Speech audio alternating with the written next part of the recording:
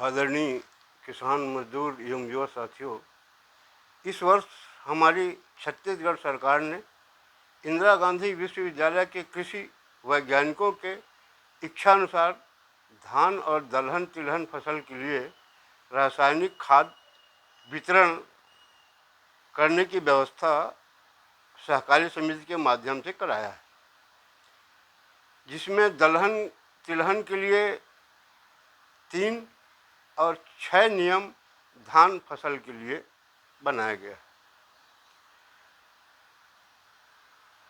इस नियम का सही ढंग से आम किसानों में अभी जानकारी नहीं होने से सरकार के विरुद्ध तरह तरह की अफवाह फैल रही है। अधिकतर एक ही बात ज़्यादा आ रहा है कि इस बार प्रदेश सरकार ने 1 एकड़ में 1 बोरी यूरिया देने की व्यवस्था किया है, यानी खाद में कम वितरण करने की व्यवस्था की है। इसको लेकर के भ्रांति तरह तरह की फैली हुई है। कुछ लोग तो ये भी कह रहे हैं कि प्रदेश सरकार जो है धान कम खरीदना चाहती है, इसलिए पैदावार कम हो करके वो खाद कम वितरण करवा रही है। तो प्रदेश सरकार के नुमाइंदों को चाहिए किसानों के बीच आकर के सही स्थिति को जाने समझे और उनकी माने। वैसे किसानों को कहना है कि हम 1 एकड़ में 2 बोरी यूरिया, 1 बोरी DAP, 1 बोरी सुपर फास्फेट और 25 किलो पोटाश डालते हैं, जिससे प्रति वर्ष प्रति एकड़ 25 से 30 क्विंटल पैदावार होता है।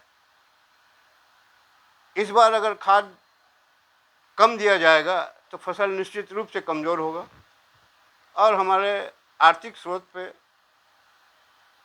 आंच आएगा। इसको लेकर के प्रदेश भर के किसान असमंजस में। वैसे प्रदेश सरकार को भी इसकी खबर हो गई होगी, ऐसा नहीं है कि, लेकिन मैं भी चाह रहा हूँ कि सरकार स्थिति को स्पष्ट करे और खाद को सही मात्रा में वितरण करे।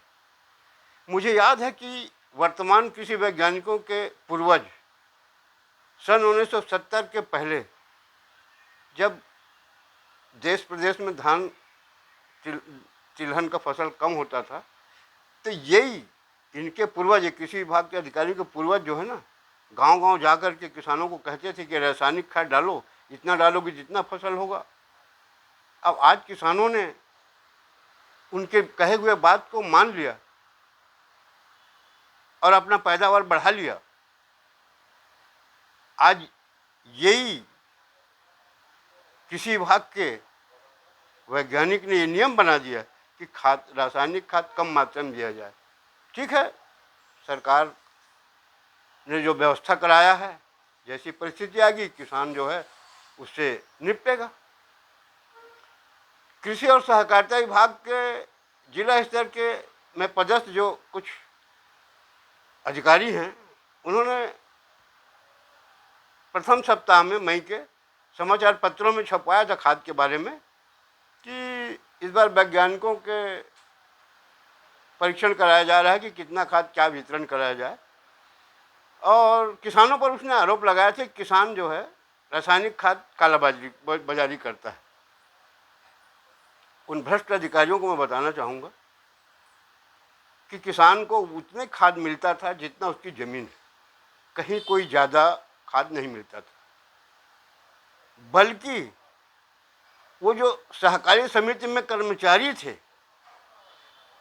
जो किसान खाद नहीं उठाता था उसके नाम से उठा के वो लोग कालाबाजारी करते थे। किसान नहीं करता, क्योंकि किसान को उतना दिया ही नहीं जा रहा था।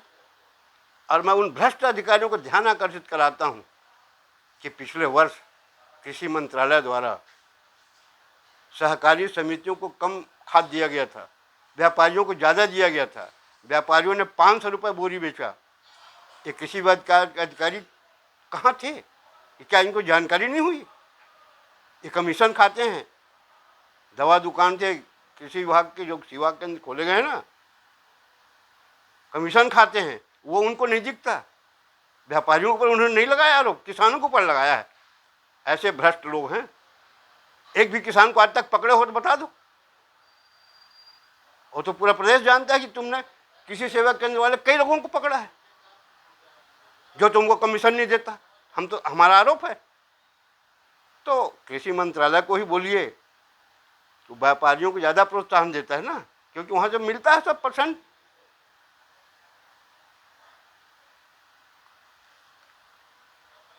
अब किसानों के ऊपर झूठा आरोप लगाना बंद करिए। ठीक है, तुम्हारी सरकार है, जो सरकार रहती है उसके इशारे पे तुम सब कुछ, जिसके ऊपर जो आरोप लगाना है लगाते रहो। मैं अपने प्रदेश के राजनीतिक दलों के, जो अपने आप को किसान पुत्र कहते हैं, धरती पुत्र कहते हैं, विकास पुरुष कहते हैं, उनसे मैं अनुरोध कर रहा हूं कि उर्वरक जो किसानों को कम देने की योजना बनाई गई है उस पर वो विचार करें। खैर, जो पद में है उनके लिए तो व्यवस्था कहीं ना कहीं से हो जाती है, हो जाएगी, और आम जनता को तो तकलीफ होगी ना, या होती है। इस पर विचार करिए ताकि किसान को इच्छा मुताबिक जो नियम है जमीन के मुताबिक देने का, वो खाद तो सही मिले उसको। वैसे किसान के ऊपर तो पिछले साल कितना कहर ढाया गया है धान बिक्री के समय। वहाँ किसानों को चोर साबित करने का जो प्रयास प्रदेश सरकार ने किया है उसको किसानों ने भूला नहीं है। और दूसरा चोट इस बार खाद कम देने का जो योजना बना करके दे रही है, उससे किसान और ज़्यादा चिंतित हो गया है। मगर जो राजनीतिक दल हैं यहाँ प्रमुख, चाहे कांग्रेस हो चाहे भाजपा, सबका किसानों के प्रति, वैसे चुनाव में जीतने के लिए दुनिया भर की वादा करेंगे, हम इतना धान खरीदेंगे, हम इतना रेट में लेंगे। अब खरीदी के समय जब आता है तो रोकथाम लगाते हैं, दुनिया भर की बात करते हैं। अगर तुमने कहा 21 क्विंटल लूंगा, किस आधार पे कह दिए? दोबारा चुनाव नहीं लड़ना है क्या? और लड़ना है तो किसान को उतना परेशान मत करो, दुनिया में जीत के आ जाओ। छत्तीसगढ़ इस बार चना चबाना पड़ेगा लोहे का। वैसे मैं अपने प्रदेश सरकार से निवेदन करता हूं, जैसे आपने किसानों के खाद वितरण के मामले में वैज्ञानिकों का एक समिति गठित करके वितरण की व्यवस्था कराया है, उसी प्रकार से मैं चाहता हूं कि आप एक ऐसा समिति बनाइए ईमानदारों का, जो शासन की सुविधा आम जनता को मुफ्त में डालने की व्यवस्था करे। आज एक किसान को शासन सुविधा पाने में एक साल में 10 से 20 हज़ार रुपये खर्चा करना पड़ता है। और नहीं तो अगर आपके भाजपा के लोग जो हैं, इकाई से लेकर के दहाई और जहाँ तक हैं, उनसे पता कर लो कि क्या हो रहा है, शासन सुविधा लोगों को मिल रही कि नहीं, कितने लोग पकड़े जा रहे हैं रंगे हाथ, ये सब देख रहे हो कि नहीं? इसके लिए एक तो कमेटी बनाओ ना।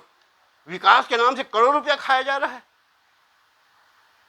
अब बताया जा रहा है, वो तो भैया आ रहा है सोशल मीडिया में कि बीच में खंबा और सड़क बना दिया गया 5 करोड़ का। तो इसके लिए भी एक समिति बनाइए कि शासन के पैसे का सही उपयोग होना चाहिए। तो सिर्फ नियम आम जनता के लिए है, कुर्सी में बैठे लोगों के लिए नहीं है। और दिखाने के लिए कटौती करने बोले हमने डीजल का गाड़ी चलना बंद कर दिया, पेट्रोल गाड़ी बंद। अरे आप ये बोलो हम रिश्वत खाना बंद कर दिए, कोई रिश्वत नहीं लेगा। इसको कौन बंद कराएगा? इसकी जवाबदारी किसकी है? आज देश की जनता, प्रदेश की जनता इससे त्रस्त है रिश्वतखोरों से। वो ठीक है, कमीशन कहाँ तक जाता है सब अधिकारी बता देते हैं, लोगों को मालूम हो जाता है, मगर ये सब नियम आम जनता के लिए है। जब जनता सेवा के लिए आए हो, करोड़पति, अधिकतर विधायक सांसद तो करोड़पति लोग हैं, जनसेवा के लिए आए हैं, तो अपना तनख्वाह बंद कर दो ना, लेना ही बंद कर दो। मैं तो चाहता हूं कि मोदी जी, अगर आप देशभक्ति की भावना देश में पैदा करना चाहते हैं तो विधायक सांसदों का जिसका आय 10 लाख से ज़्यादा है, उनका वेतन भत्ता बंद करिए, सिर्फ आवास सुविधा भी दीजिए उनको, जहाँ राजधानी में बैठक होती है उसकी। बचत ऐसे करिए ना भाई। ऐसे न जाने कहाँ कहाँ से कोई परसेंट भी मिलता है, तनख्वाह भी मिल रहा है, करोड़पति भी हैं, और उसके बाद बोले हम पैदल चल रहे हैं। कोई बोलता मैं साइकिल में चल रहा हूँ, ये एहसान कर रहे हैं। हमको मत दिखाओ, जनता सब नाटक देख चुकी है और देख रही है। इस बात की घोषणा करिए कि आज के बाद हमारे प्रदेश में कोई रिश्वतखोरी नहीं होगी, शासन की हर सुविधा लोगों को मुफ्त मिलेगी और ईमानदारी से विकास के कार्य होंगे। ये क्यों नहीं कराती?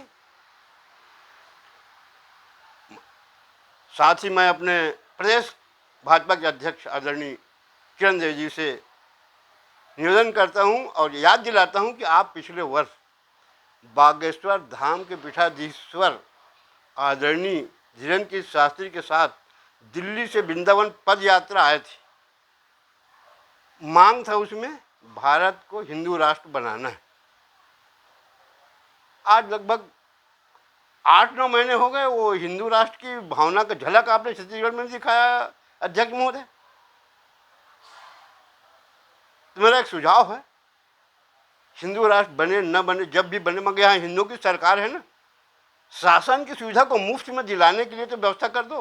हिंदू को तो न लूटे, इस पर तो रोक लगवा सकते हो ना। आप तो संगठन में हो, आपकी सरकार है, इस लूट खसोट को कौन बंद कराएगा?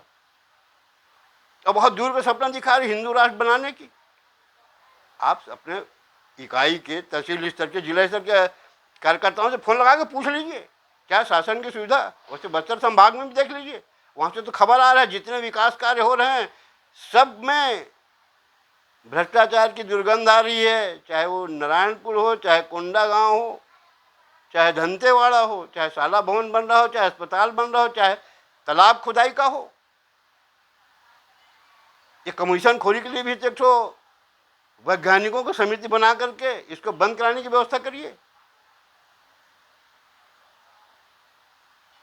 और नहीं, आप नहीं चाहते, सिर्फ राम राम कहते रहेंगे धार्मिक भावनाओं के मुताबिक, तो एक बार होता है कोई भी चीज, बार बार नहीं हो सकता। ऊपर में मुख में राम बगल में छुरी वाला स्थिति सब प्रदेश की जनता समझ गई। समय है सुधारना, सुधार लीजिए। इतना करके मैं अपने वाणी विराम देता हूँ। धन्यवाद। जय हिंद।